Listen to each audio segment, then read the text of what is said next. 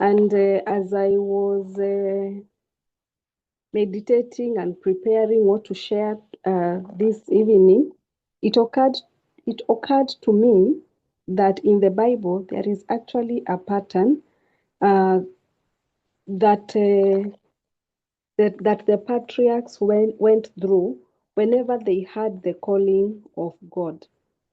And this is a pattern that I could see from the life of Joseph. I could see the same pattern in the life of David, in the life of Jacob, even in the children of Israel. And so I believe that this is a pattern that we need to be aware of, because it is the same pattern that we also go through as believers whenever we receive the calling of God in our lives. And so the first thing that God does is that He places a vision or a destiny in our hearts, in our minds.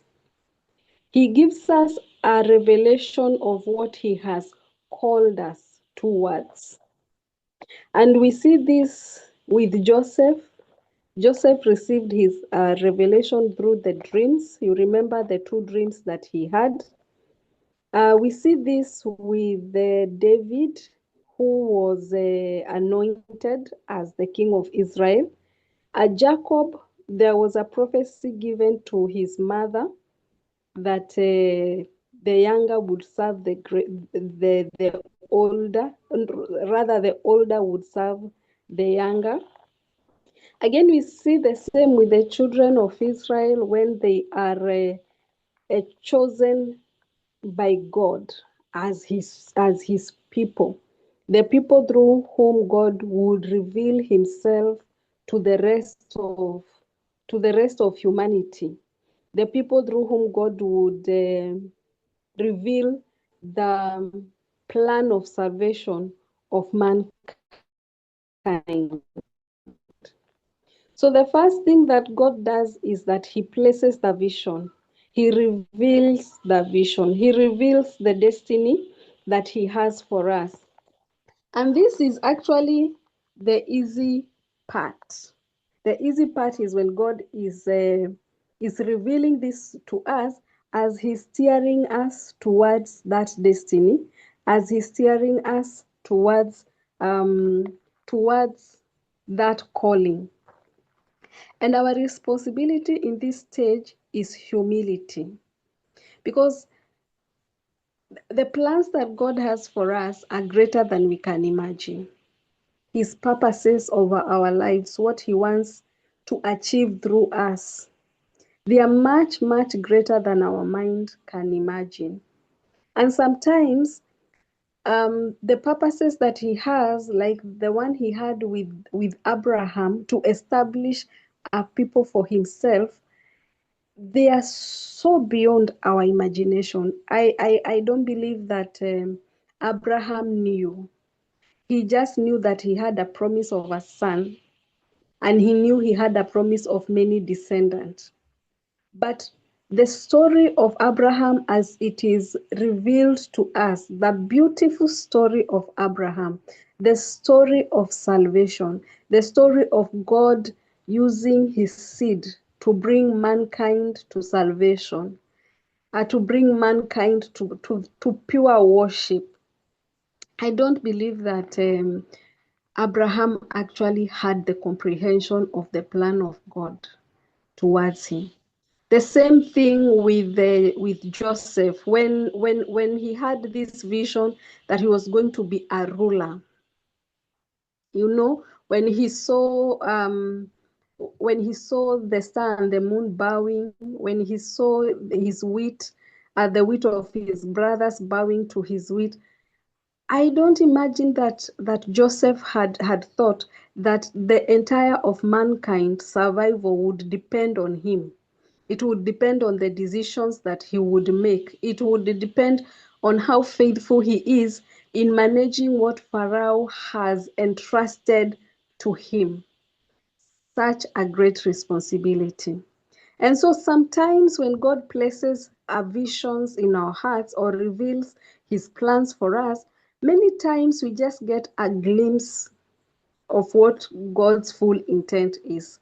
We don't get the entire story. We just get a chapter of the story. Probably many years after us is when our entire story will be read out, is when the entire picture will be understood. But even as we get that glimpse, even as we get that small a glimpse of the plans of God of our lives, our call is to remain humble. Our call is to remain humble so that God can now start working in us. And so after God reveals his vision and the destiny that he has for us, the second thing that God does is that he removes us from what is familiar and what is dependable as he works on our character. There are seasons in our lives when things are not working. Seasons in our lives when relationships that we held dear, they seem to fragment, they seem to break. The comfort of our workplace, the comfort of our finances, the comfort of our parents, our families. There are seasons in our lives that just conflict seems inevitable. And any person who is going through the Lord's calling will come through the season of conflict. They will come through the season of losing what is familiar and losing what is dependable. There is a time when God separates us from the rest so that he can just have us as he works on our character. Because our vision and the destiny that he has put in place in our hearts and in our lives, we cannot manage it without character. And so the second thing that God does is to remove the familiar, is to remove the dependable as he works on our character.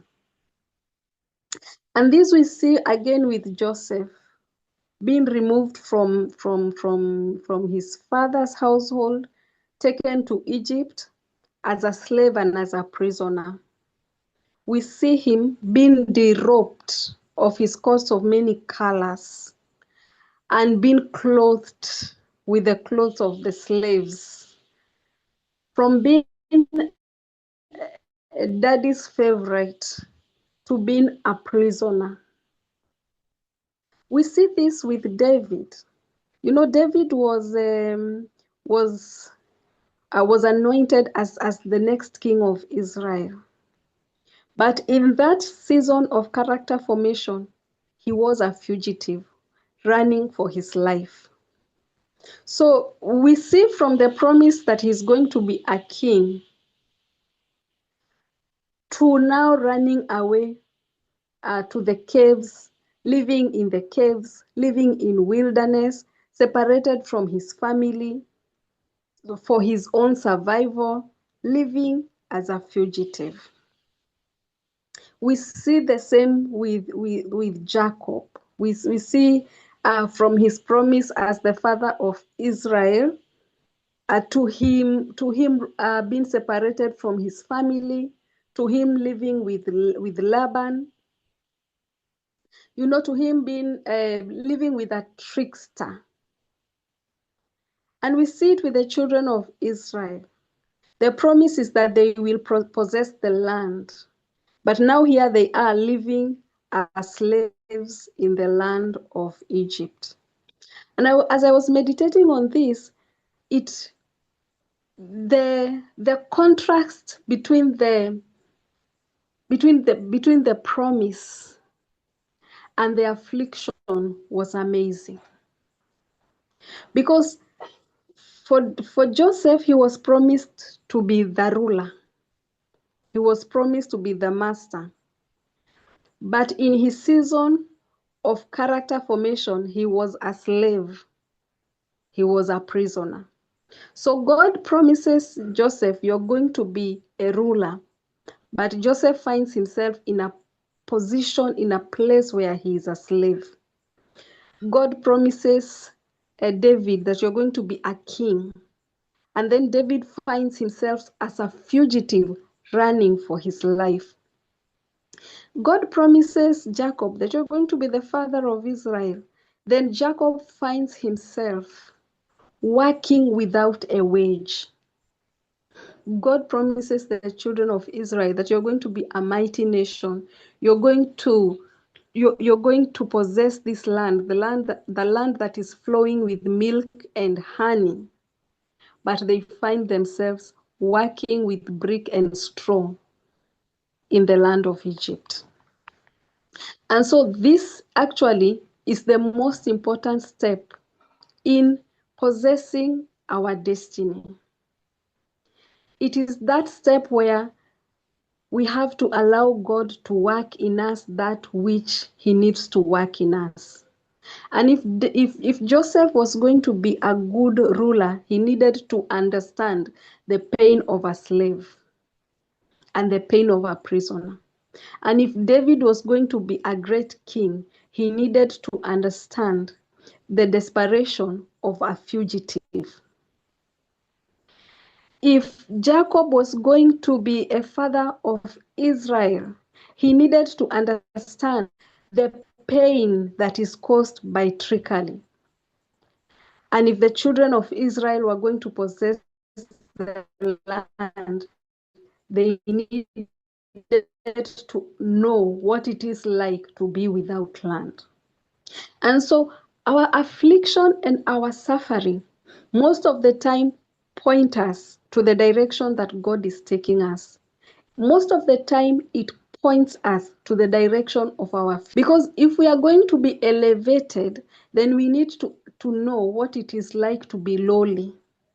If we are going to be wealthy, we need to understand the desperation of poverty. If we are going to be healthy, we need to know what it is like to be without health. So whatever it is that God is working in you right now, it is the exact opposite of what he has in mind for you. Quite interesting that God works on our character. If he has promised us milk and honey, then we need to know how it is like to live without milk and honey, how it is like to work for our meal using bricks and straws. And God does that to work on our character, so that when he releases the blessing will not destroy us. So that when he releases the blessing, we will not destroy other people with the blessing that he releases. And in this season of affliction, our call is to stay faithful, to stay faithful to our Father, to trust him. When our faith is tested, and what is our faith? Belief in what God has said. So whatever God has promised you, that becomes your faith when you believe that what God has said is true. So when our faith is tested and we hold fast to that calling, we hold fast to that promise. And if we faint not, we shall possess the promise. Just like Joseph, just like David, just like Jacob. That when in our season of affliction, when we hold fast to that faith, that belief that what God has said will come to pass, then we shall possess that promise. However, if we faint, then we shall fail in possessing that promise. And we see that with the children of Israel. At some point, their faith failed them. The faith that God has promised them, you shall possess the land. At some point, it failed them. And when their faith failed them, they were not able to possess the land. And therefore, my brothers and sisters, in our time of affliction, that is the time when our faith is tested. that is the time when we stand, because we believe in God, because we believe in His promises, and because we believe He is faithful and He is able. And once God completes the work of character formation in us, then He establishes His purposes. Once God completes the work of character formation in us, He establishes His purposes. So that now Joseph is no longer a ruler, is no longer a slave, is no longer a prisoner, he is a ruler. David is no longer a fugitive, but a king. Jacob is no longer a person running away from his brother, but a father of the 12 tribes of Israel. And the children of Israel are no longer in slavery in Egypt, but established in the land of Canaan. In this stage where God establishes His purpose, the call that He has for us is that we be available for His purpose.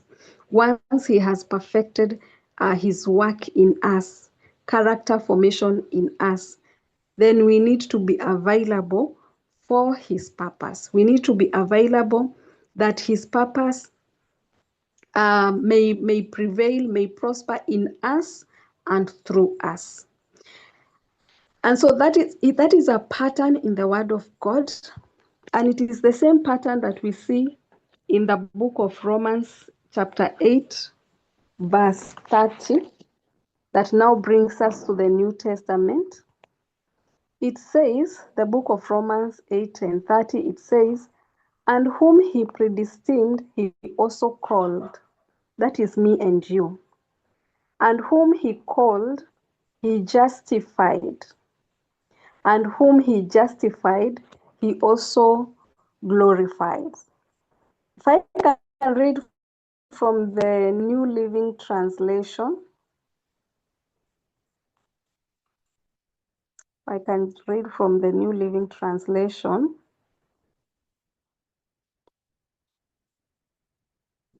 Romans chapter 8, verse 30.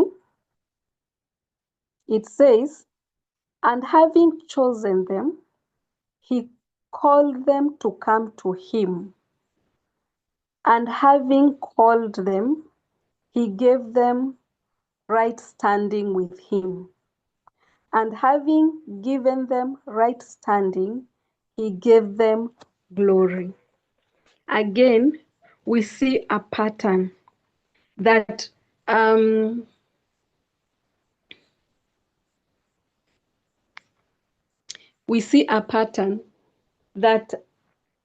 when God calls us, He justifies us.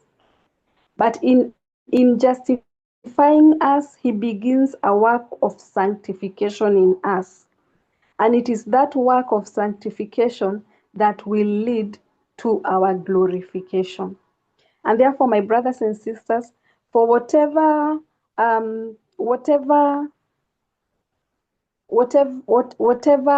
vision that God has placed in your life, whatever destiny He has spoken about you, whatever prophecy, whatever the Holy Spirit has inspired you to believe, know that it is going to be a process. And from the time the vision is revealed to the time it comes to pass, in between, there is a season of affliction. But we are blessed when we remain faithful. We are blessed when we persevere. We are blessed when we trust God, because His word says that no ear has heard, no eyes has seen, it has not even entered the mind of men what God does to those who wait upon Him. And God bless you. That was my sharing for this evening.